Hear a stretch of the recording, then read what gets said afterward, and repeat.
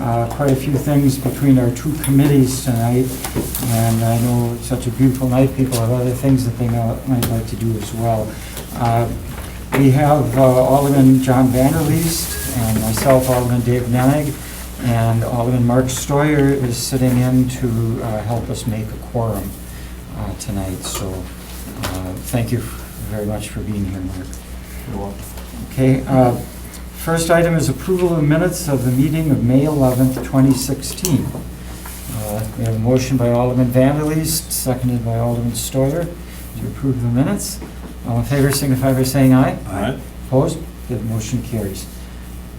First item is discussion and action on a request by Arby's Foundation to donate $5,000 to the City of Green Bay Parks, Recreation, and Forestry Department's playground program. Did you want to approve the agenda first? Oh, okay. Yeah, let's adopt the agenda. So moved. Okay, we have a motion by Alderman Stoyer, seconded by Alderman Vanderleest to adopt the agenda. Any additions or corrections? No. Okay, all in favor signify by saying aye. Aye. Okay, opposed? Okay, the agenda is adopted. Okay, now, number one, discussion and action on a request by Arby's Foundation to donate $5,000 to the City of Green Bay Parks, Recreation, and Forestry Department's playground program. You have a report? James?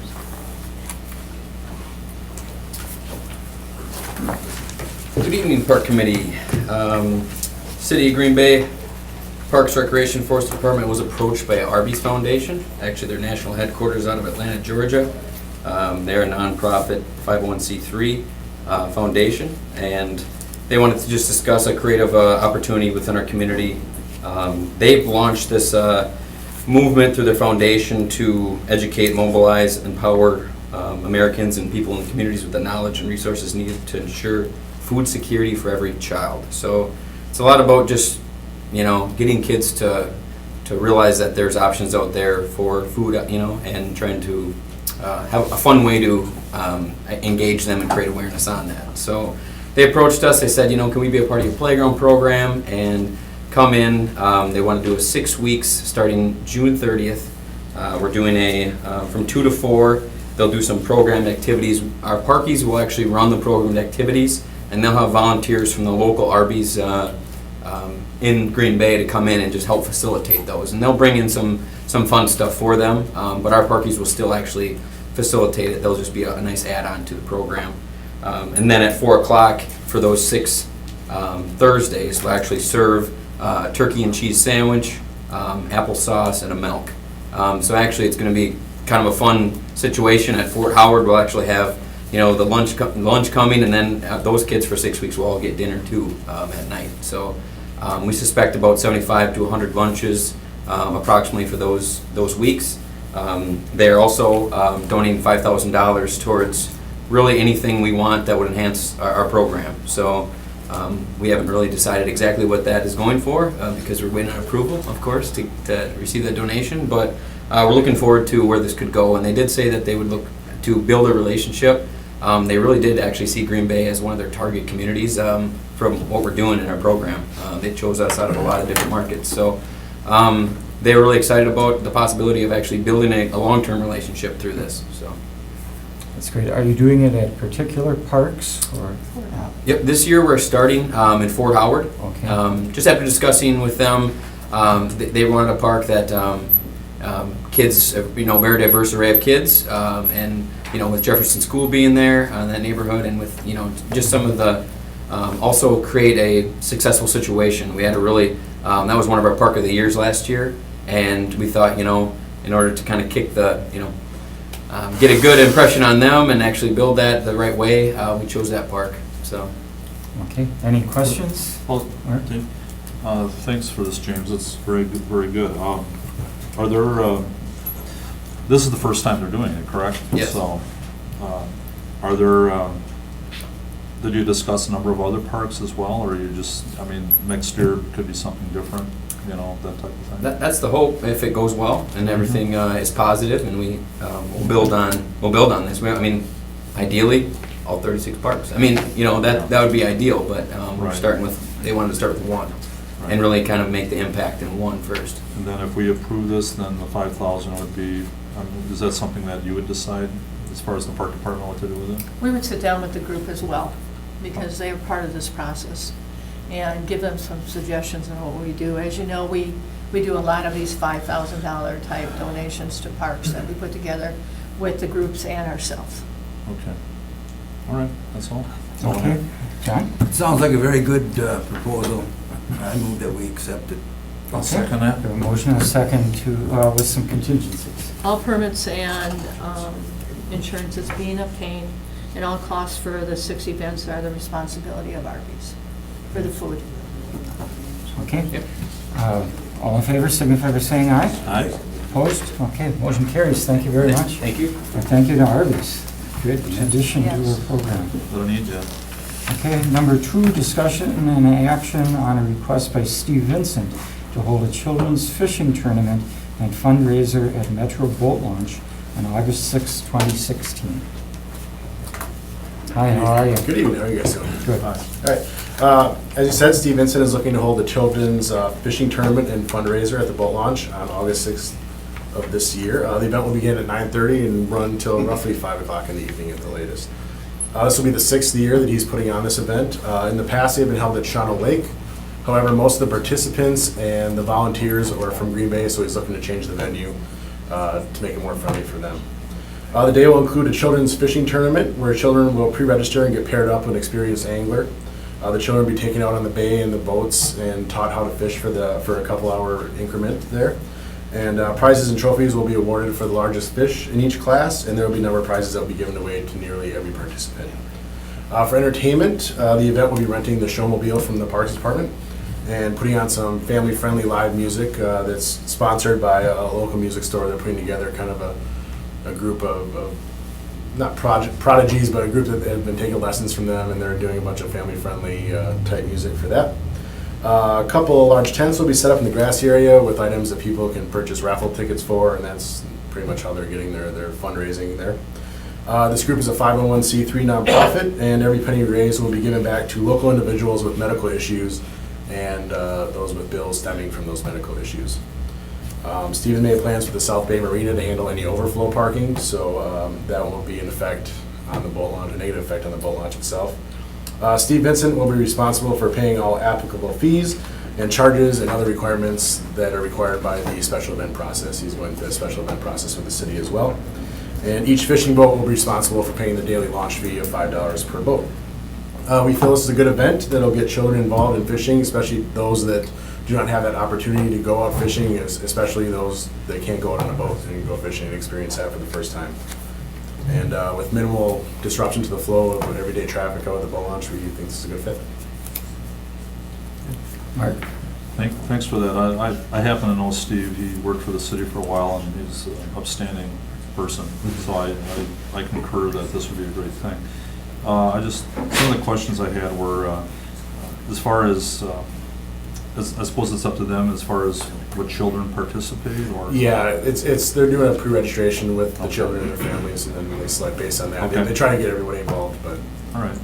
Now, of course, that's the same weekend as the tall ships, so I realize it's not right there, but, do you foresee any issue with that? I really don't. With the number of boats that will be participating in this, I don't, and we have so many spaces out there for trailers that I think, it'd be no different than a normal August day in the boat launch. Okay, that's all I have. John, do you have anything? Sounds like a good proposal. It'd be real nice for the youth, Yeah, we young think so. kids. First time out, if they've never been in a boat, what Mhm. have you. It'd be a real nice program. Exactly.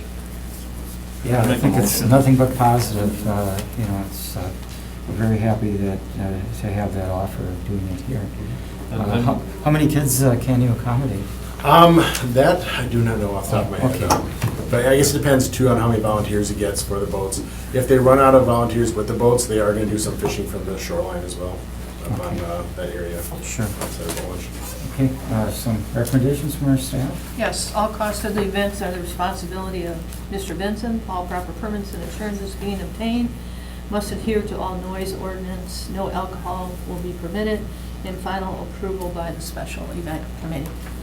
Okay. I'd make a motion to accept.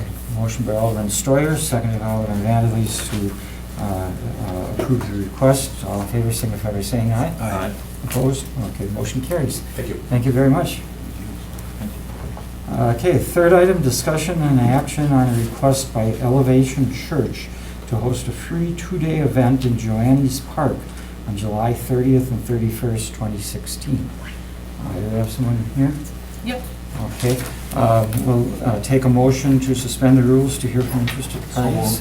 Okay, by Alderman Stoyer, seconded by Alderman Vanderleest. All in favor, signify by saying aye. Aye. Opposed? Okay.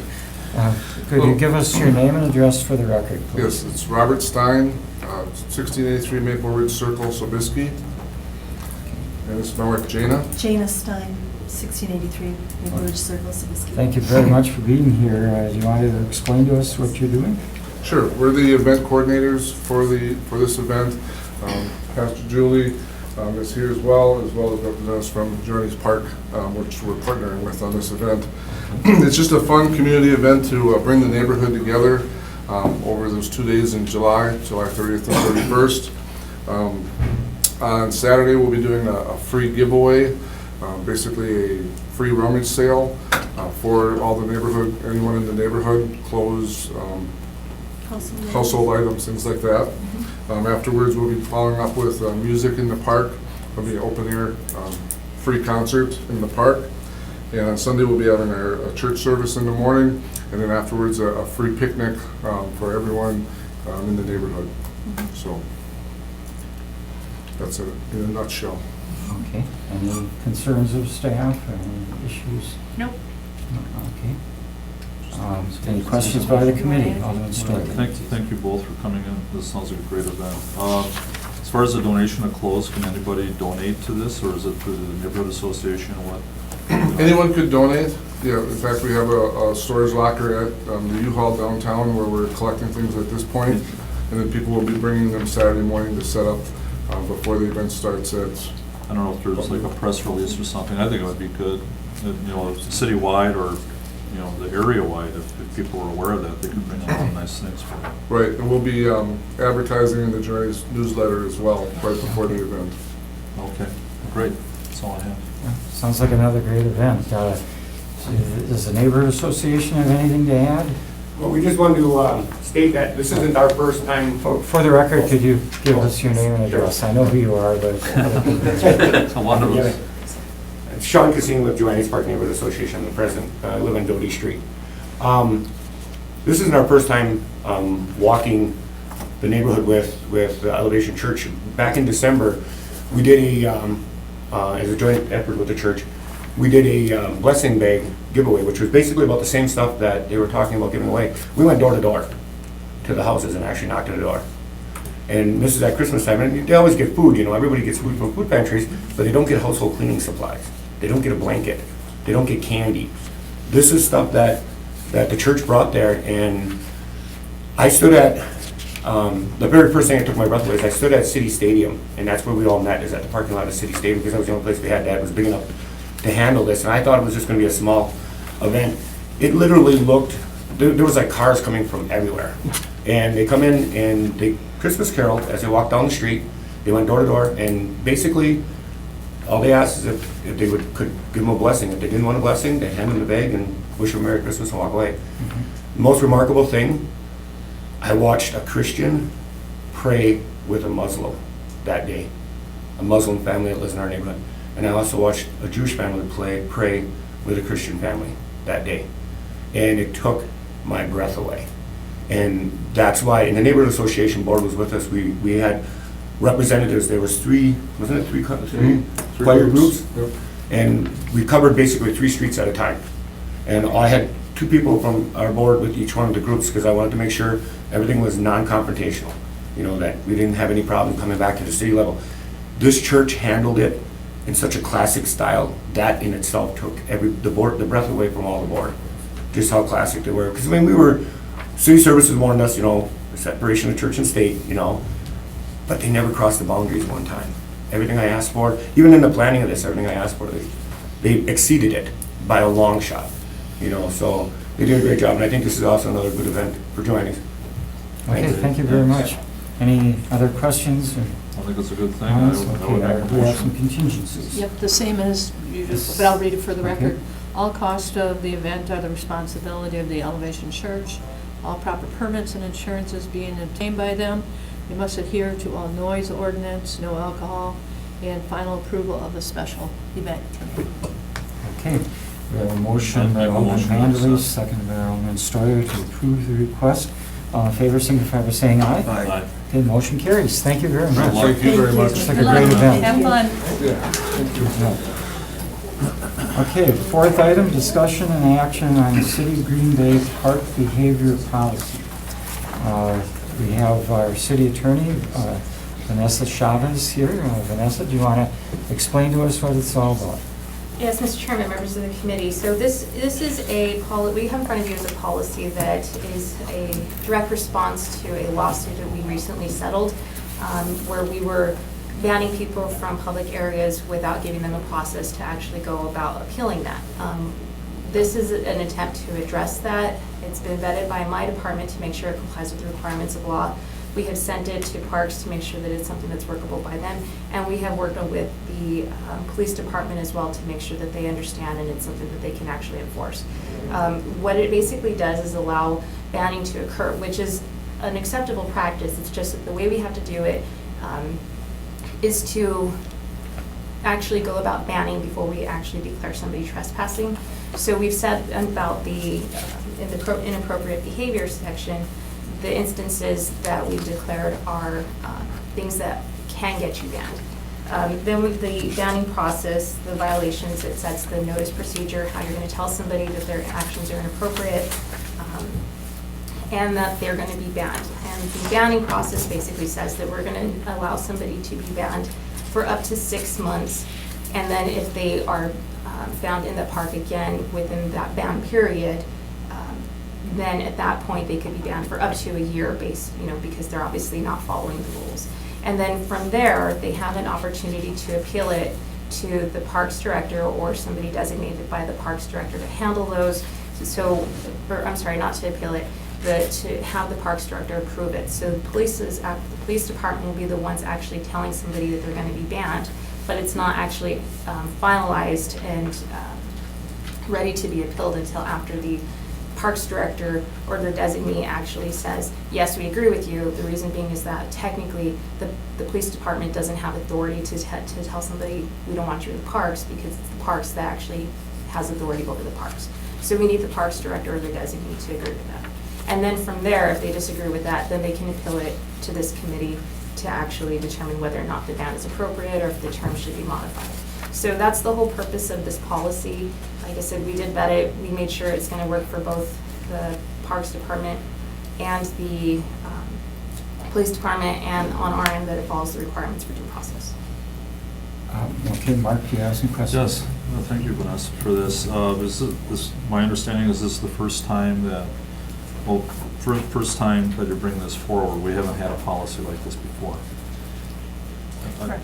Okay. Yes. Now, with that being said, were there other communities that you looked at as far as, what was the process by which you worked on this? Did you work, I presume you worked along with the park department, but was there another community or something that you looked at? We did look at other communities. We actually pulled a lot from Madison's to make sure that the types of behaviors that they were addressing are things that we are also in line with. The actual process itself of going through notice, allowing them to the approval process to happen, and then the appeal actually so that it comes before you guys for an actual hearing, a due process hearing, that's set out by federal standards. It's something that everybody has to comply with the same way. So this is in line with that, yes. Okay. I just had a couple of questions. We currently have an ordinance that deals with conduct in parks, and this is not to replace our ordinance. This is just kind of to supplement it, to define what the procedure would be if we were to ban someone from a park. Correct. So what the ordinance states is that somebody can be banned from the park for a period of time for violating park rules or city ordinances or whatever. This is actually the mechanism by which that happens. And I would if I could just follow up for a minute, and I would also think that a lot of our general ordinances would also apply to activity in parks. For example, if there's disorderly conduct, we could issue them a citation, and it could go to municipal court and go through the normal process like that, or, you know, whatever. There are a variety of things where I would think we could currently issue citations because of specific activity, but this would go a step further and define a procedure for bannings. That's reading that entirely correct, yes. correctly? So somebody can be charged with, let's go something pretty extreme. So for example, if somebody is selling drugs in the park, they can be charged with possession and distribution and all those that you would normally have anyways. But this is how you keep somebody from coming back to the park if they're clearly a problem in the park. Mark, did you have a question? I did, but I lost the train for a second. I mean, Oh, it sorry. may come back. I did have one other question, is that when you look at the policy, I understand that, the director reviews it and makes a determination, and then it can be appealed to the park committee.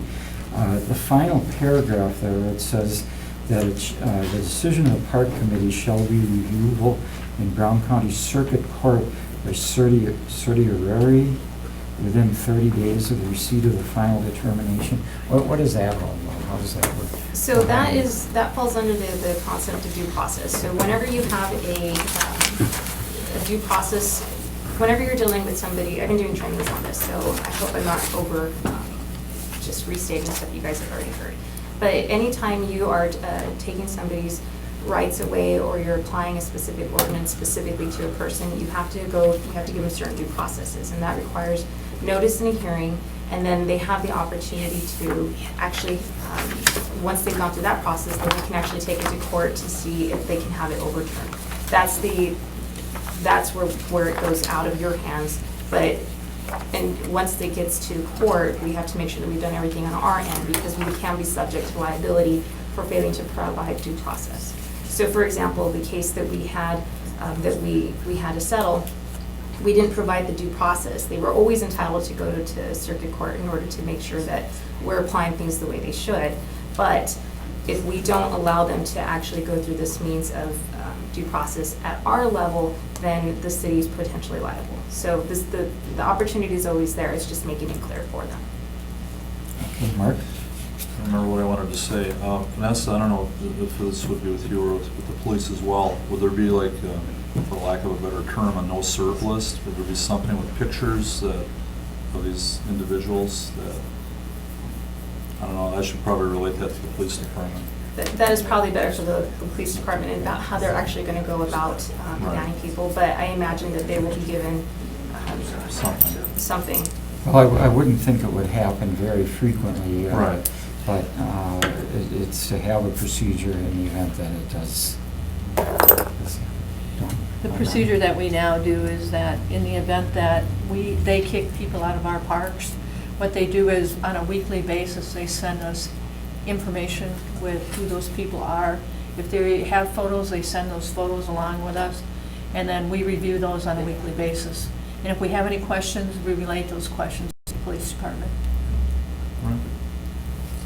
Thanks. One other question, is there any type of warning? Do they get one offense, or is it before they're banned, or how does it work? So it's a sliding scale. Under due process, it has to be commensurate to what the activity they were doing. So if somebody is just being a problem, kind of disrespectful, it's not going to warrant a banning. And if they are selling drugs, you probably want to ban them for the full 6 months, versus if they are just, one of just the behavior ones, like they're just not respecting property or something, you probably do more like a 30-day one. So it's a sliding scale. There's nothing requiring a ban. This is mostly, we want to give the police officers the authority to issue a ban.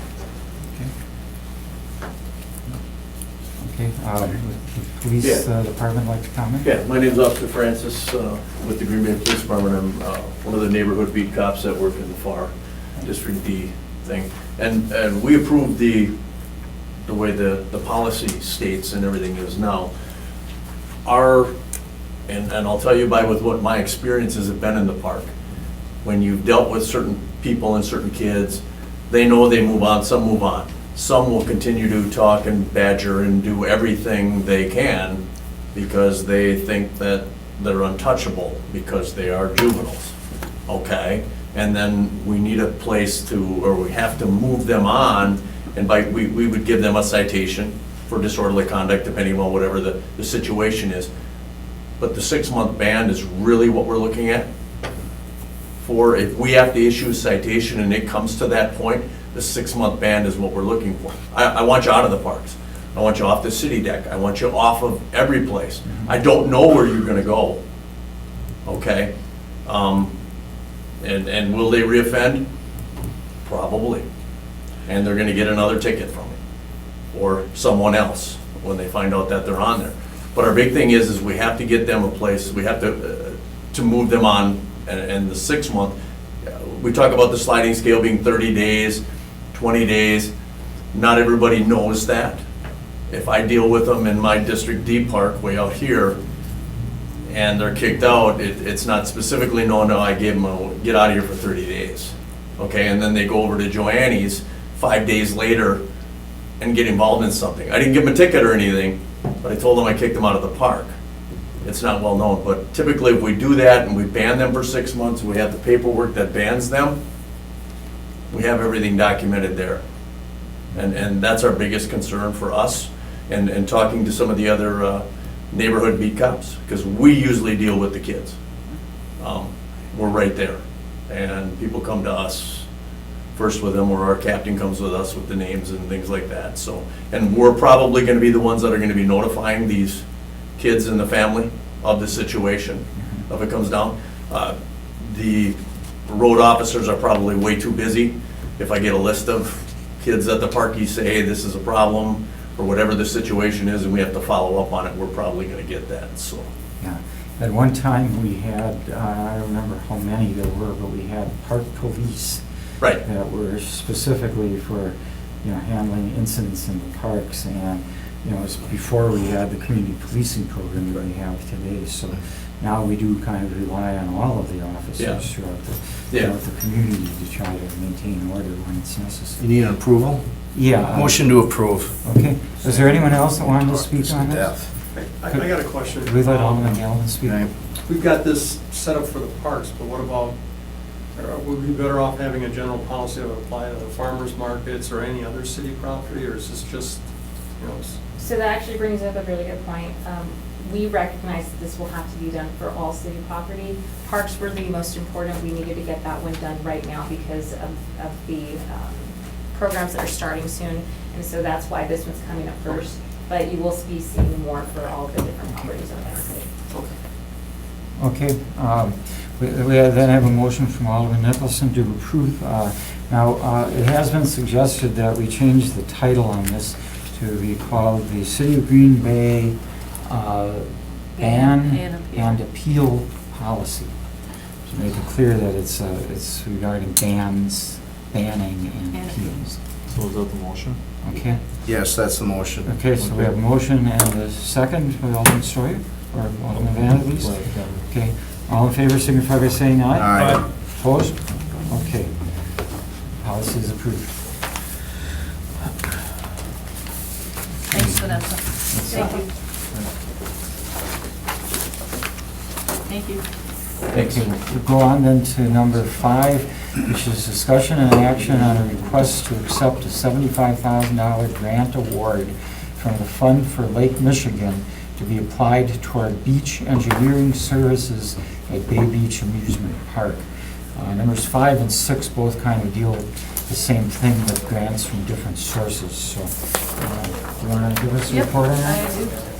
Okay, on September 30th, 2015, the Park Committee accepted a donation of $120,000 from the Stadium District for this project. The terms of the agreement stated that the city would use the funding as a match to secure additional grant funding. The total estimate cost for engineering fees were $250,000. Right now, if we accept both of these grants, we would have $245,000. So the $250,000 was just an estimated cost at that time. On February 10th, 2016, the Park Committee authorized staff to apply for the Fund Lake Michigan grant and requested $75,000 to secure the funding necessary to complete the engineering for a swimming beach at Bay Beach Park. The city was notified that this grant has been awarded.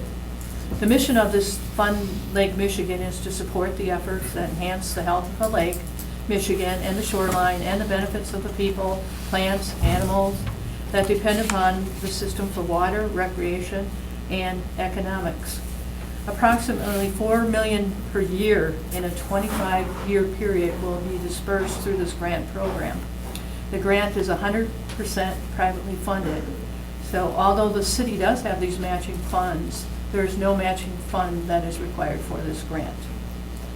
The grant will fund all the necessary engineering to determine if the swimming beach can be constructed and permitted with the DNR.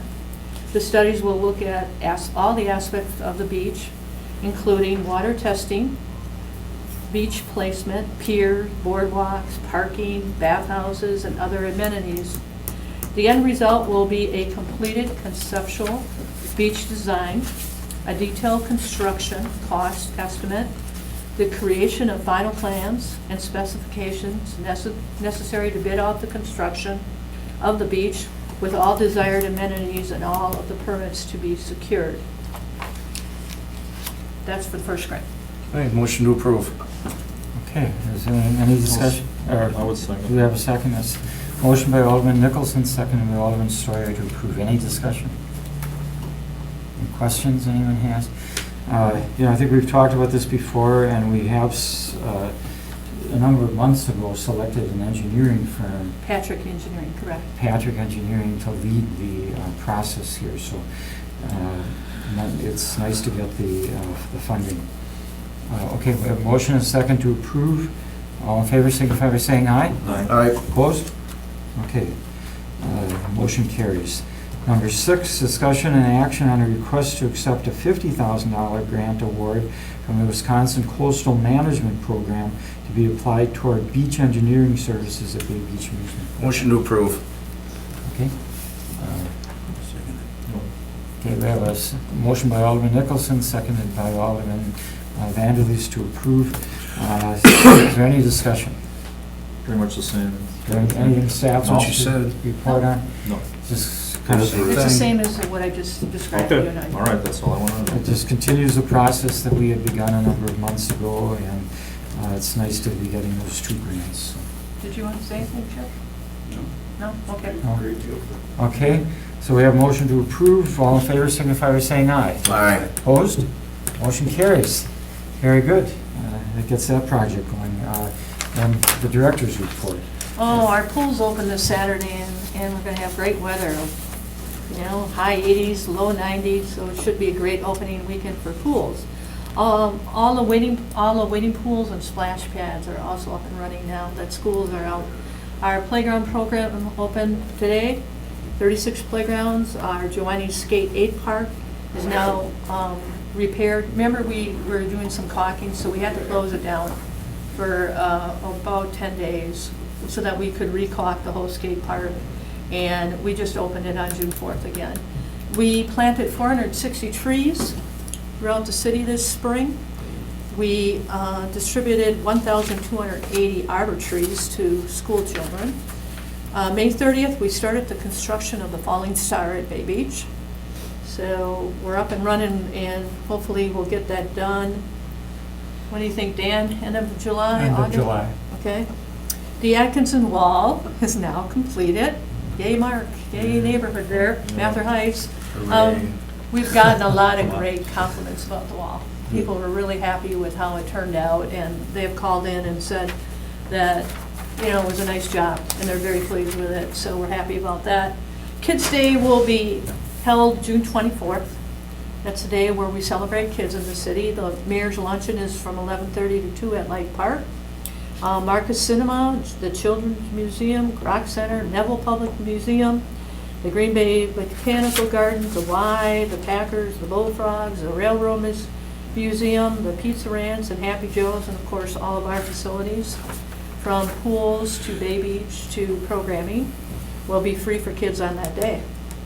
The John Dewey High School volunteered at the Wildlife Sanctuary.